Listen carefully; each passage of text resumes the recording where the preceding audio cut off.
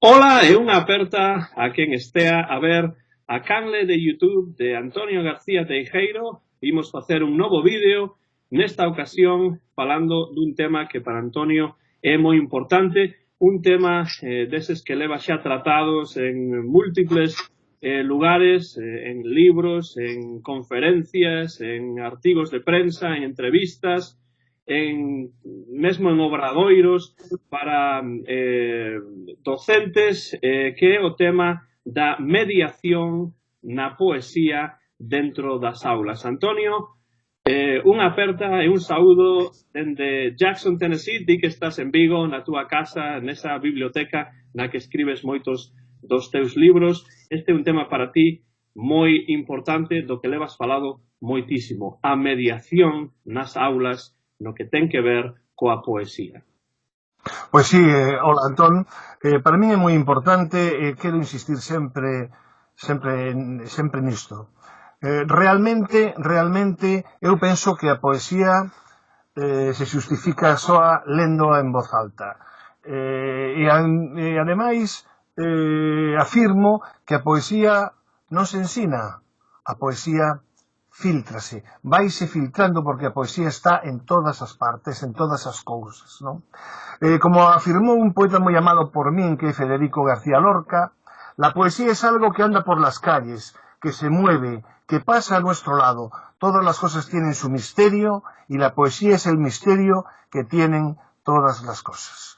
Por conseguinte, é necesario que a poesía entre nas aulas en voz alta e terá que ser a mediadora ou o mediador quen deberá buscar eses poemas que poidan atraer a atención do seu alumnado. A figura da mediadora ou do mediador é unha figura imprescindible. É a que precisan os rapaces e as rapazas para poder penetrar na emoción dos versos. Hai un artigo ou un texto do profesor recentemente falecido, a quen eu admirei moito e quixen máis, Pedro César Cerrillo Torremocha, que di: la formación literaria del profesor, nos referimos tanto a los profesores de infantil y primaria como a las de secundaria y bachillerato, debiera estar encaminada a lograr la capacitación para la enseñanza de la literatura y particularmente si falamos de literatura infantil y juvenil, si falamos de mestres ou mestras de primaria, particularmente de la literatura infantil y juvenil, por un lado, y a la adquisición de los instrumentos necesarios para el uso escolar de textos literarios, por otro. Esto no será posible si los profesores no tienen ellos competencia literaria y un conocimiento de la literatura infantil y juvenil que les permita tanto orientar la selección de lecturas de los niños y adolescentes como conducir su proceso de educación literaria en el período escolar que en cada caso corresponda. E a min preocúpame moito todo isto, porque nas escolas de magisterio, a non ser que haxa algunha mestra, algunha profesora, algún profesor que teña interese neste campo, a literatura infantil e juvenil pasa absolutamente desapercibida, algo que é increíble tendo en conta que van ser os textos que van tratar cos alumnos de primaria sobre todo. Por iso, a figura do mediador ou da mediadora terá que formarse, terá que informarse e permanecer atento pois a todo aquilo que lle sexa posible para crear no alumnado hábitos lectores estables. Deberá mostrar un agarimo polo libro de poemas, neste caso, que sexa percibido polos seus alumnos. E dese xeito saberá chegarlles poemas escollidos en función da idade e os intereses da rapazada. Leralles poemas de diversidade temática e estrutural, humor, lúdicos, absurdos, da natureza, de personaxes con ese en rima, con sons e xestos.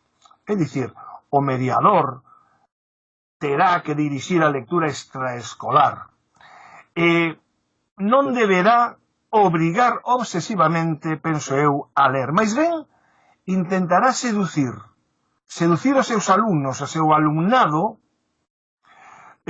pois cos poemas escollidos, cunha actitude de lectura ben pensada, ben estruturada, transmitirlles ese gusto pola palabra dita, pola palabra escrita en verso. É evidente que hai lectura obrigatoria, ten que habela, pero deberá haber, ademais, lectura voluntaria, esa lectura que se fai por prazer. E aí é onde ese mestre ou esa mestra deberá incidir no seu alumnado como mediadora. Para min é moi importante, porque, como dixen antes, a poesía vaise filtrando pouco a pouco, e a mediadora debe ir creando nubes de versos para que, en forma de choiva, vayan mollando a quen os escoita. Porque, non nos esquezamos, a poesía se contaxia. Outro verbo que debemos conxugar, polo que o ánimo do mestre ou da mestra non pode decaer para que o elemento motivador estea presente de cote na clase. E lembremos que debemos compartir, non fiscalizar, e así crear un ambiente de afecto e de agarimo nas aulas que vai ser moi beneficioso para poder desenvolver as tarefas. Unha tarefa que non podemos esquecer, que vai exixir a mediadora esforzo, entusiasmo e imaginación. Eu manteño que os rapaces, os que me coñecedes sabedes que o veño repetindo constantemente, aos rapaces lles encanta a poesía, pero para iso precisan dunha boa mediadora, un bo mediador, alguén que os introduza. Manteño ademais que hai un déficit enorme de lectura nos profesores, nos mestres, nas mestras en xeral. E manteño tamén que sen esa ilusión pola lectura vai ser moi difícil acadar nenos e nenas lectores. Porque non hai fórmulas máxicas e porque é un traballo lento, un traballo de confianza que debe ir levando a eses rapaces e nenas a cara a uns versos que os conmovan, que os ilusionen, que os enganchen definitivamente. E isto hai que superalo. Dicir, o mestre, a mestra, ten que ler. E nas mans deles está o futuro do amor pola poesía. Por iso, eu penso que nas aulas ten que haber libros de poesía na biblioteca de aula. E que os libros non estean arrombados de calquera xeito nun recuncho da clase.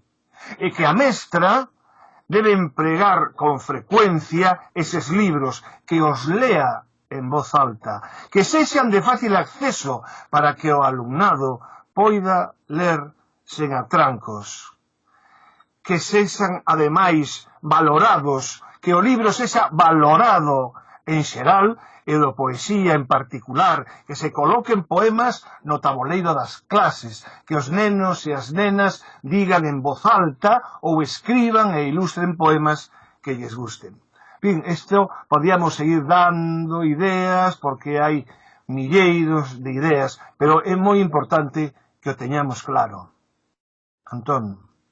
Un mediador, unha mediadora sería máis ou menos na aula o equivalente a un libreiro nunha libraría, non? Máis ou menos, poderíamos dicir.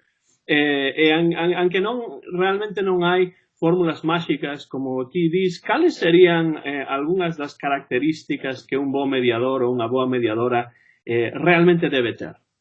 Pois, en primeiro lugar, un coñecemento enorme, coñecemento do que se publica, un coñecemento dos seus alumnos e alumnas, saber o que lles pode interesar, o que os pode emocionar, enchelos de afecto, porque un mestre, unha mestra que non queira os seus alumnos non é unha boa mestra, non é un bo mestre. Creo que o elemento afectivo ten que estar presente. Ten que facer que lean, pero non por riba de todo, sino que lean con gusto, que os vaya seducindo, convencendo, compartindo con eles o que a poesía, neste caso podemos falar outras cosas, pero o que a poesía encerra para poder ser compartilo. Non se pode, dende o meu punto de vista, ser utilizada esa poesía afastada do seu papel estético fundamental na formación do ser humano. Hai que estar convencido de que a poesía é algo beneficioso para ese alumnado que está en formación. Porque moita xente, todo aquilo que non lle vexan unha utilidade, que non lle vexa unha utilidade inmediata, parece que o desterran. Bueno, a poesía neste sentido non se debe valorar pola utilidade, senón pola emoción que desprende, senón polas posibilidades que dá a ese neno, a esa nena de medrar internamente grazas á palabra escoitada, á palabra lida. E debemos saber que se lles pode dar, non o que nos guste a nós, senón aquilo que ti sabes que os pode introducir nesa maxia da que estamos falando. Por iso digo que ás veces pretender cubrir o expediente lendo un poema ou dous poemas como sen convencemento, iso é prácticamente o mesmo que decir fagamos o exercicio 3 da páxina 25. Iso non vale para o que estamos falando. Estamos falando da importancia da poesía dentro das aulas, da importancia da poesía na formación das persoas, que os alumnos e alumnas de hoxe non cheguen a ter medo, ese desconcerto que lle provoca a meirande parte dos adultos que andan pola vida. Por iso a mí me preocupa moitísimo. Isto podía ser trasladado tamén aos fogares, ás bibliotecas. É moi bonito que aos nenos e as nenas se lles lea na casa, se lles faga repetir, se lles faga cantar, se lles poñan cancións. É fundamental, porque todo o que se lles dá dende o agarimo e dende a inteligencia e dende o interés é absorbido por eses rapaces, por esas rapazas dunha maneira absolutamente festiva, non? Nos meus anos de estudante lembro perfectamente que nos facíamos sobre todo comentarios de texto que non eran máis ca cómputos do número... Iso é matar a poesía. Iso é matar a poesía. Pero ti dis moitas ocasións que é moi importante nas aulas ler poesía en voz alta, non en voz baixa como esa novela que ti escribiches hai tempo, senón en voz alta. En voz baixa tamén é outro paso seguinte. Por que é importante iso de ler poesía en voz alta nas aulas? Porque gusta as persoas gustalles que lle conten contos, que lles digan cousas, que lles comenten, que lles reciten versos. E iso hai que aproveitalo. Aos nenos, cando lles empezas a dicir os poemas en voz alta, están escoitando. E despois, se ti repites con eles repiten felices. Se ti lles cantas algúns versos, eles tamén son felices cantando. É dicir, unha maneira de que penetre esa musicalidade, ese ritmo, esa emoción que os vos versos, que os vos poemas conteñen. É fundamental. Por iso digo que son pasos que se teñen que ir dando pouco a pouco. Non é doado. Para ler poesía e para ler en xeral, antes de acabar ese prazer, a poesía e a literatura en xeral exixe un certo esforzo. E cando ese esforzo, que debe de ser gradual, se vai superando, vai dando resultados, chegamos a ese prazer que todos queremos. Entón, se non se produciu nada de todo isto nos anos de formación, cando chegamos aos cursos altos de bacharelato e mesmo na universidade ou nas escolas de magisterio, a única forma que teñen os estudantes é atoparse con profesores que están moi lonxe da realidade poética, e entón o que lles poñen son comentarios de texto. É o momento en que os alumnos relacionan poesía con comentarios de texto e automáticamente a poesía, matan a poesía, porque se converten en cirurxiáns, que non se converten, en cambio, en gozadores do que di realmente ese texto. Para min é moi importante porque creo, pero ferventemente nesta historia, de que se levan facendo as cousas moi mal durante décadas e décadas e décadas. Por iso estamos para isto, para convencer. Porque eu digo, que lle custará ás persoas ler 2 poemas diarios? 2 poemas diarios son 700 e pico ao ano. E 2 poemas diarios lense con moito gusto, sen moito esforzo. O esforzo lóxico que conleva a poesía, pero gózase. Entón, para min é fundamental esa lectura. Os docentes deben ler por formación persoal, por prazer persoal, e despois, cando están convencidos, a transmisión que lles van facer aos seus alumnos e alumnas é dunha maneira natural. Para rematar este vídeo, Antonio, pode ser que haxa xente aí afora que este a ver este vídeo, pais, docentes, que realmente poden querer ser mediadores ou mediadoras, pero non teñen moita idea de como ir facendo isto. Tes algunha recomendación, algunha suxestión que podes darlles para ir comezando nese camiño que os leve a mediar entre a palabra poética e os rapaces? Pois, hoxe en día, a xente cando non sabe, vai a internet, vai a Google, colle o Google e entra en distintos lugares porque quere formarse.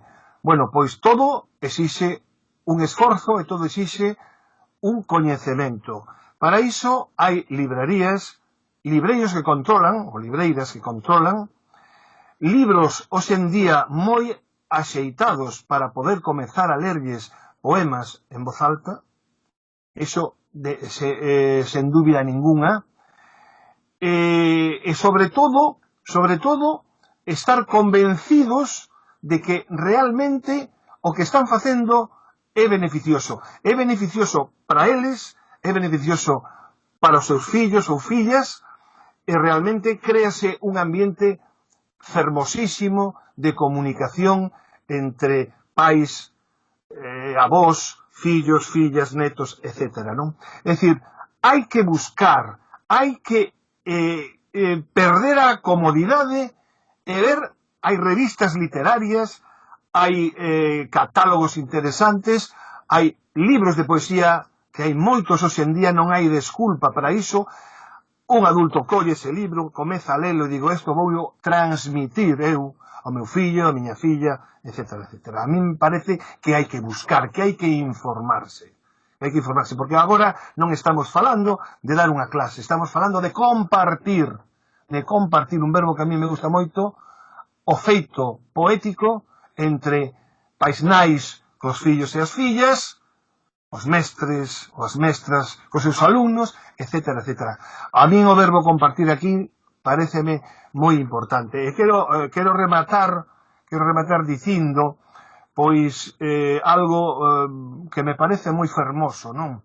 Alberto Manguel, que é un tipo que leva moitos anos preocupado polo tema da lectura, dos libros, do feito lector, etc. Di algo co que quero rematar porque é moi fermoso. O amor pola lectura, di ele, eu podo afirmar pola lectura de poesía, pero refírese á lectura en xeral, é algo que se aprende, pero que non se ensina. E se nos aprendemos, imos a ensinar.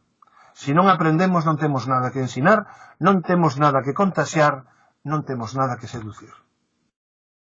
Moitas grazas, Antonio. Chegamos xa a fin deste vídeo dentro desta serie de conversas con Antonio García Teijeiro que poderedes ver na canle de YouTube de Antonio García Teijeiro. E agora xa sabedes, a compartir, a contaxiar poesía. Moitas grazas e ata a vindeira ocasión.